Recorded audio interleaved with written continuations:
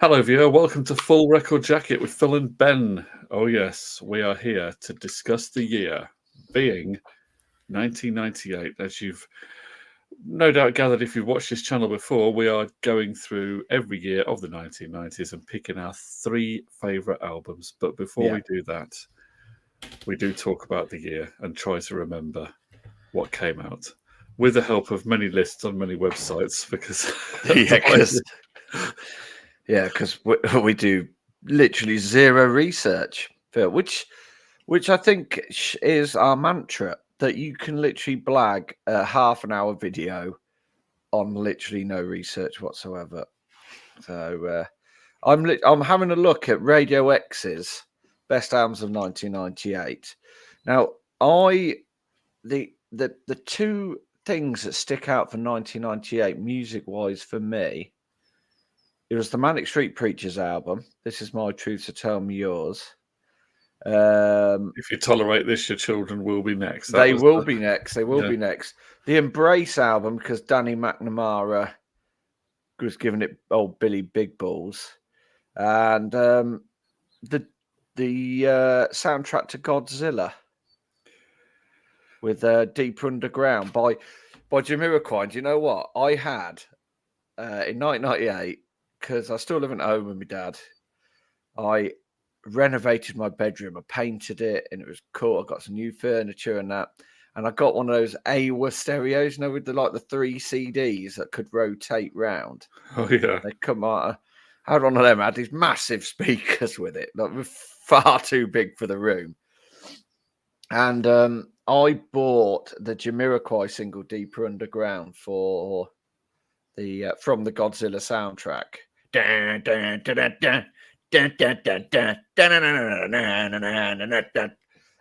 The bass on that, when I set it quite high, because you know what you like when you're 18, it's all about the bass. Could make a song out of that. It actually, the bass was that much. It actually used to open my dad's loft hatch. Great. That's that's a pointless fact, but I just thought I'd indulge you with it. But yeah, they're the three things that sort of stick in my mind from 1998. Was I really, really like that Manic Street Preachers album. And I think at the time, I don't know if it still is, but I think If You Tolerate This, Then Your Children Will Be Next is the longest titled single to go to number one. I think. Is that right? Well, it could be, I suppose. I think it might be, but that was, I sort of, obviously I was still on the hedonistic thingy of Be Here Now, but and then an album I got into a little bit later was probably the Come Down album of the Britpop. This is while Britpop was kind of going through its hangover stage, even though there was still tons of good stuff around. Was the Pulp This Is Hardcore album, which I think is quite I think it's very underrated, criminally underrated, that album. I really enjoy that album. I think it's rated highly by those in the know, but it's not. Yes, one that's big with the public. And as my parents will, testify to, is whenever they do something wrong or bugger something up, the first words to come out of my mouth are "Help the aged." So they do get a rendition of Pulp every now and again. So my parents probably, especially my mum, probably, hi mum, probably hates that record. So, but yeah, they're the main key sort of signifiers for me of 1998. They're the three things that stick out in my mind more than anything. And I think the Beastie Boys as well. Didn't they have the album with Interplanetary? That one, Intergalactic. Planetary, that one. Which which I thought might have got me into the Beastie Boys, but I just find with the Beastie Boys, it's just a headache on 12-inch. I know that might be controversial to some people who love the Beastie Boys, but I just find them really hard going. I must say that I tend to enjoy the Beastie Boys if I watch a video of them where they're appearing on stage or they've appeared on a TV show, a live performance. I do find them entertaining. Engaging. I'm not so into listening to the albums all the way through. But I No, do, it's but I just do too enjoy a much. track. If a track comes on, I do enjoy it, but I don't really go No, through the I'm whole not. albums. I'm not a massive. Not to say that they're not good albums. I just don't. I've not really spent No, no, enough and time with them. some of their sort of iconic singles are, when they come on, I sort of enjoy them for what they are. But I don't think I could listen to a whole Beastie Boys album. I think I did buy that album because I think it's got a tin can on the front. It's Hello Nasty. That's the That's album. it. Yeah, yeah, Yeah. yeah, yeah. So I don't think I ever listened to that album. I think I just went to that Interplanetary. Well, maybe you should listen to the whole album now. But but it might get. Well, I will do just because we're doing 1998. Well, there's two reasons. We're doing 1998. You bought the Yeah. album and you never listened to it. Yeah. And you also have said you've never listened to a Beastie Boys album, which now has laid down a challenge for yourself, hasn't it, really? Kind of opened the door for that one, haven't I? You've opened the door. So you listened to a whole Gary Barlow album, so I don't really see why you can't. At least the Beastie Boys is not going to ruin your cool image, is it? So, Well, it might do. There might be people out there going, "Oh God, look at this nerd! Listen to Beastie Boys. Who is this?" I mean, I tell you what, though, I will be the genre spanner if I, going from Gary Barlow to the Beastie Boys. Exactly. So go for it. Make that your next one on the list. I tell you what we should do. It's just coming to my mind as like tenuous links. Is we should think of two bands that have nothing to do with each other, like Take That and the Beastie Boys, and see if we can link them together in 7 moves. So it could be like Beastie Boys. I don't know, Robbie Williams. You get what I mean, don't you? They, like a tenuous link. So we can link 2 bands in 7 moves. So like Westlife and Puff Daddy, even though probably Puff Daddy isn't somebody we should be talking about right now. Bad choice of rappers. Even though I think he did have a single out on that Godzilla soundtrack. I think he did, didn't he? Was that the one that had Jimmy Page on it? Yeah, I think it did. Yeah. The big Zeppelin riff on it. Yeah. Okay, so let's go through. Let's look. Remember? Can you remember any more albums of 1998? Well, I've just got up Radio X's top 25 albums, indie albums of 1998, and I'll quickly go through them. And the first one up is one I feel like I should really listen to because I really loved the track "Sexy Boy." Was the Moon Safari album by the French band Air. And I sort of feel at the time it didn't fit into my remit, but I do kind of like that sort of. Even though they'd written a song just for you. Yeah, I know. And then Noel Gallagher did the sequel to that song with Pretty Boy. Yeah. And then next up was Wales's one of Wales's finest, not the finest. But Catatonia, Now that was the song "Road Rage" came out in '98. You give me road rage. Which I think was my favourite. I think it was my favourite Catatonia hit. But they did Mulder and Scully as well, didn't they? I had was that the year before though? I don't maybe that was on that album, International Velvet. Oh, okay. So this could be a case for Mulder and Scully. So, okay, was it all of that was '98? Was that the first album by Catatonia, or they done? I think I've got a feeling that that was their second album. I've got a feeling they released one before. 1 second, let's have a look. I'm sure they did one before. Once again, Preparation. Catatonia. You give me road rage. Formed in '92. They formed in '92. Catatonia. The first album was Way Beyond Blue, and then they did International Velvet. Yes. So, and nobody remembers the debut album, do they? Not really. I don't. I'm looking at the The best known song on it appears to be "You've Got a Lot to Answer For," which I can't quite recall, but maybe I would know it if I When heard you it. say you can't quite recall, what you mean is I have no recollection whatsoever of the don't have it. Catatonia track before Road I Rage. don't have a recollection of that. I remember Mulder and Scully, but the other one maybe was played on the radio, This and could maybe I be a will case remember. for Mulder and Scully. Yeah, because she used to say she would sing very Welsh, wouldn't she? She kept her accent. Did it Cerys Matthews? Yeah, I used to have a CD that came with Q magazine, and Oh, I used to love a CD with Q. and it was called, they called it the Best of '98, and it had a Yeah, load of tracks from 1998 albums, and it had the Catatonia track on, but it was quite a good quality CD. So I used to have it on in the car. I used to keep it in my car. So I did hear that Catatonia track, the Road Rage track, a bit more than average. yeah. But yeah, she's now Radio 2. Is she on radio? I know she was on. Wasn't she on Radio 6? I think she's, well, maybe she is on Radio 6. Oh, she probably is on Radio 6 as well. But I think she was Yeah, on Radio 2 at one time as well. She has been on yeah, Radio 2.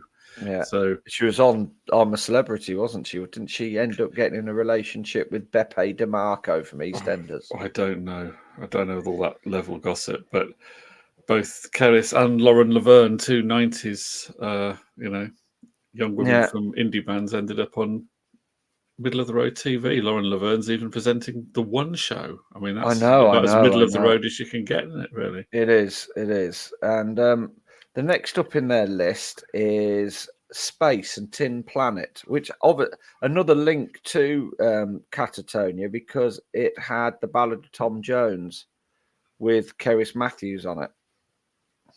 I remember that one. Yeah, And they did that song Avenging Angels. Do you remember that one? I remember the Calling title. out Avenging Oh yes, Angels, yes, yes. Angels. That one. My Yeah, singing is appalling today. So I think this album, I don't recall too much about it, but I think it's a little bit less clever than the first one.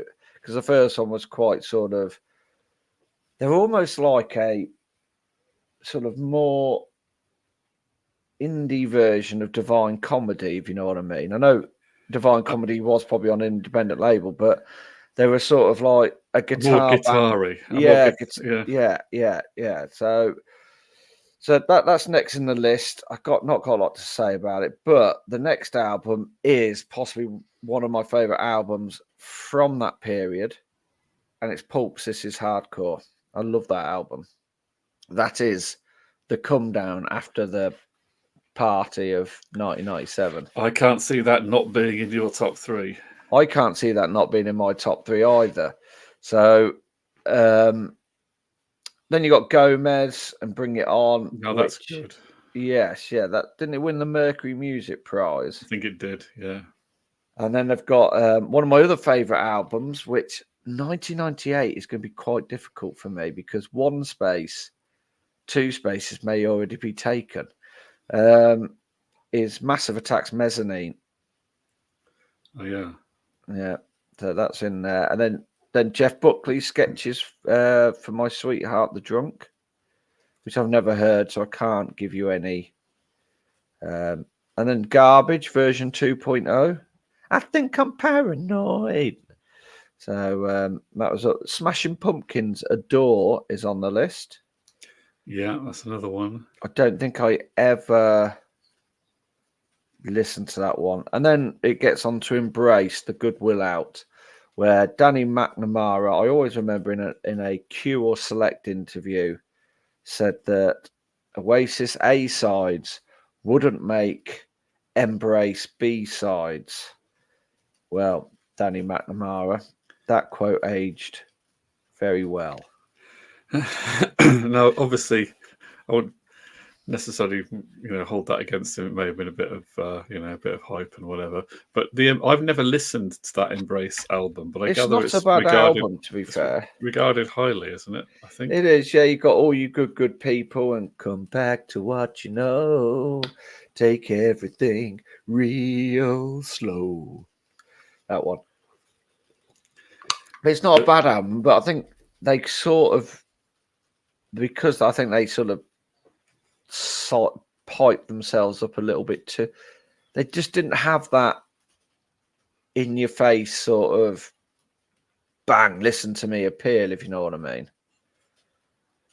I think they just missed that little bit of edge. They were edgy in much the same way a balloon is edgy.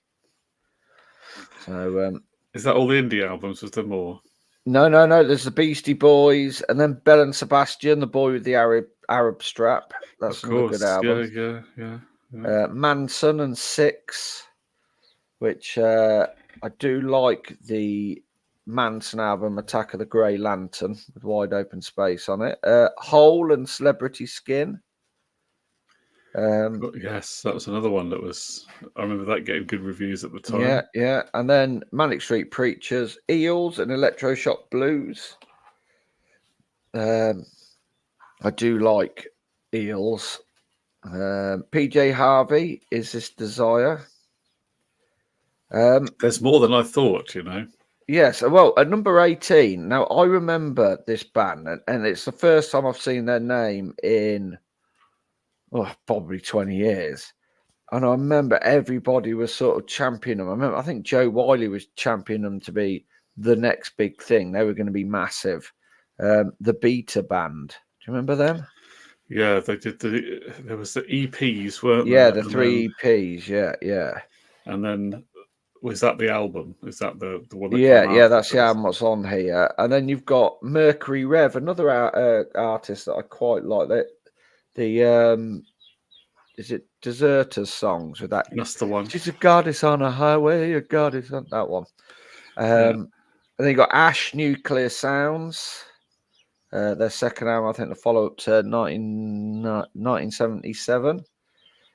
Placebo, Without You I'm Nothing. The Cardigans and Gran Turismo. Idlewild. I saw Idlewild once and they bored me to death, and so I gave them the name Bone Idlewild. REM and Up. Beck Mutations is the last one on there. Yeah, no, those are two that I was going to mention with some of the big names that had albums out that year. REM, of course, did Up. That was their first one as a trio. Yeah. After their drummer Bill Berry left the band. So it's Is a little bit of a Day Sleeper on. Yes, that is on there. Yeah. So it's a little bit of a different style. It's a little bit more, some electronic-y bits on it. And it's sort of a little bit dreamy, I suppose, in a way. Well, of a dreamy. So that's one. Also, big names.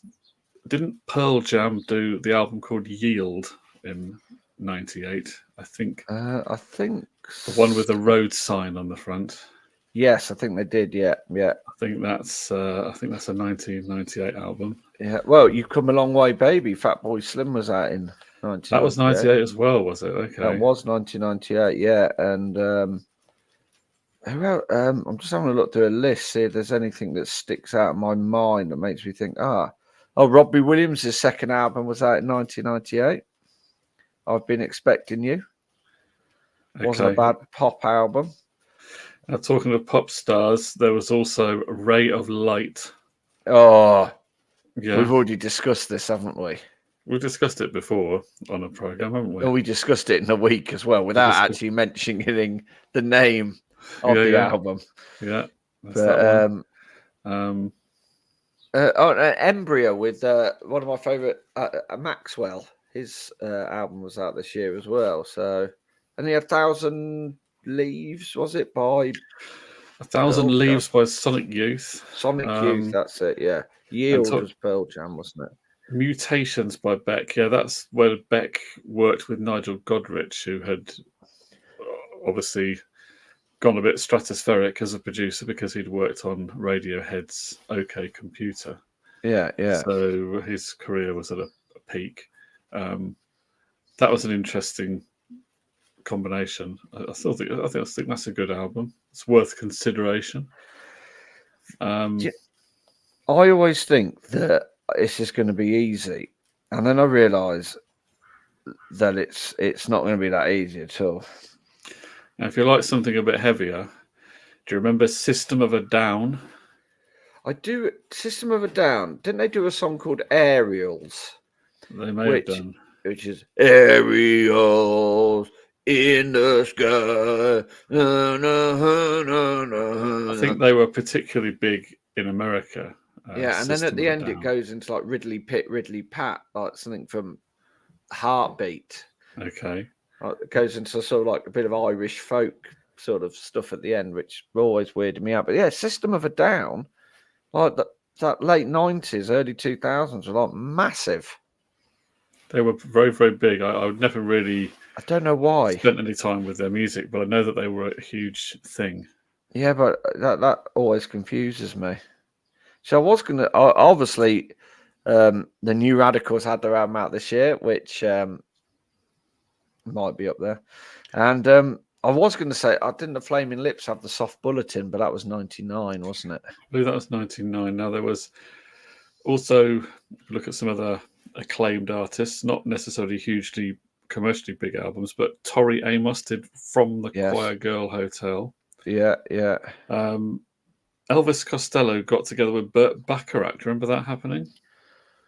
Weren't they on some TV show together where they were playing? Wasn't it Jules Holland or Well, something? they must have gone on Jules Holland with this. Painted from Memory, Costello and Bacharach. That had to have gone on the Jules Holland show. Yeah, I'm sure they did. No, I never really got into this guy, but he was a big one in the mainstream. David Gray. Do you remember White Ladder by David Gray? White Ladder was a really good album. And he was a little bit like a sort of he had some sort of similarities to Bob Dylan in a way with his vocal. I always thought he was a little bit Dylanish. Some people might, if you hadn't listened to a lot of Bob Dylan, you might have thought that it was him if you heard it coming out the radio. Was that the one with Babylon on?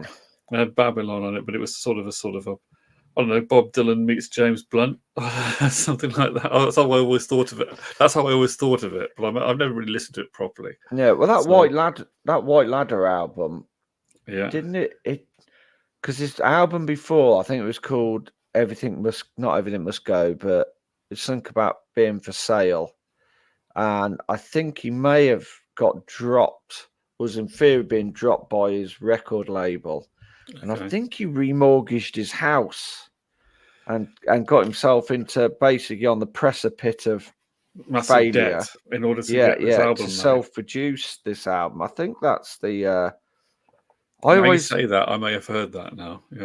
Yeah, I always think of this album as being a little bit later because it's got a great story around it. If you'd asked me, David Gray, White Ladder, and that was being played on the radio and all that, when was that? I would have guessed that it was the early 2000s. Yes, yeah. Well, looking at this, Sell, Sell, Sell was the 96 album. So this was released 27th of November 1998. This Year's Love. So the first single off of it wasn't released until March 99, which is a bit odd, 4 months after the album's release. Babylon got released 12th of July 99, but it got re-released because obviously it didn't do anything. It got re-released in 19th of June 2000, which is when it really kicked off. And then the last single from an album that was released in 1998 was Say Hello, Wave Goodbye, 17th of December 2001. So Sail Away, This Year's Love. So that's why I remember it more from the 2000s, is because it never really did anything. So I guess what happened was they put this album out, weren't expecting to make a huge profit on it, and then maybe he somehow became better known, whether it was through touring, appearing on TV or something. Yeah, and then they thought, we'll put a single out, we'll get it on the radio, and we'll send it stratospheric, which they obviously did. That obviously worked. Yeah. It says here, White Ladder was self-financed, recorded in Gray's London flat. To support the album, Gray toured the United States with the Dave Matthews Band, with Matthews releasing White Ladder in the United States on his label ATO. Right, so he had a bit of grassroots support from other artists. Interesting. That's an interesting backstory to the album. Makes me more open to it now.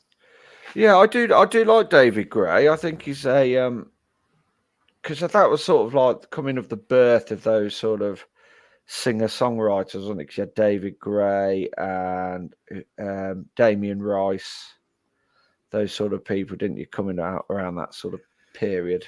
Yeah, and then I think of bands like Travis, who to me sounded like it was more like singer-songwriter music rather than Band. if that makes any sense, you know what I Yeah, mean? yeah. Travis, who really liked on, I think it was after the Man Who, the Invisible Band onwards, liked a one title chorus. He had like sing and there was just a lot of one word choruses.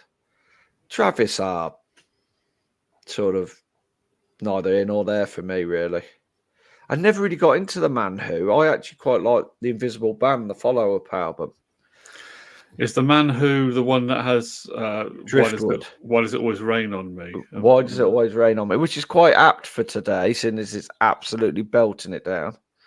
So, but yeah, I never really got into that album. I think I got more into it. I did obviously buy it, but I actually preferred it when they did "Hit Me Baby One More Time" on Mark and Lard. That's the one that sort of session is the one that sort of made me think about them. But I could quite easily not think about Travis for a long time, and then I feel like I might have to put on the Invisible Band once, and then I can go another long time without listening to him again. There you go. So that's my view on Travis. But yeah, David Gray, yeah, that album is a good album, but I do associate it more with being a 2000s record than I do a 1998 record. Yeah, well, that makes a lot of sense, and that does explain why I thought it was a 2000s record. So my memory is Yeah. not It almost feels failing me. out of place being in 1998. It does, but it's the year it came out. But it doesn't No, feel like it belongs in that year, does it? no, You have no memory of it at that no. time. You have no sort of reference point to bolt onto it. But like I said, a good album. I do like David Gray. I can't fault him. So, and then obviously you had, oh, what's her name? The one who always turns up late to gigs, Lauryn Hill, which I thought came out in '97. So I listened to it. And how you've been educated. I have been educated. And I'll tell you what, there is an album out in '98, and I'd forgotten all about it, and I do have it on CD. Is Bobby Digital in Stereo, the Razor album.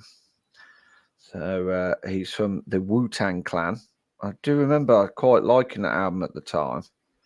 I'm looking through Pitchfork, and oh god, there's a lot of bands I've never heard of. I mean, Pitchfork always have a lot of bands you've never heard of, unless you'd have to be very, very hip to know all the bands that they mention in Pitchfork. I mean, I am a hip kind of guy, Philster, but I'm obviously not on this kind of level. I mean, Death Cab for Cutie, they seem to be a band that people kind of malign quite a bit. Do they? They get maligned, do they? I didn't know that. I thought they were supposed to be a bit cool. I don't. I know quite a few people sort of. What's the song they did about Catholic school as vicious as Roman rule? Well, I don't Follow know You that Into one. the Dark. Okay. That's not a bad track, but maybe I just need to listen to them more. And I'm sort of using other people's sort of prejudices to form my judgment on them. So, but I think 1998 is looking quite bloody difficult, Phil. So, As was 1997. and 96 and 95. In fact, 1990 and 91 are actually seeming quite easy now. You know, there's no MC Hammer in 1998. If only there was. 1998 could have just been a time of peace. The Hammer time in it. I would have been up for that. So, viewer, the question is, what is your favourite album of 1998? In fact, what are your favourite three? What should we be putting in our list? What should we go and listen to that we might suddenly have a complete change of heart and decide that these albums are so brilliant we have to have them in our top three? Yeah. let us know in those comments. We will be back with another episode very shortly. Thank you for watching.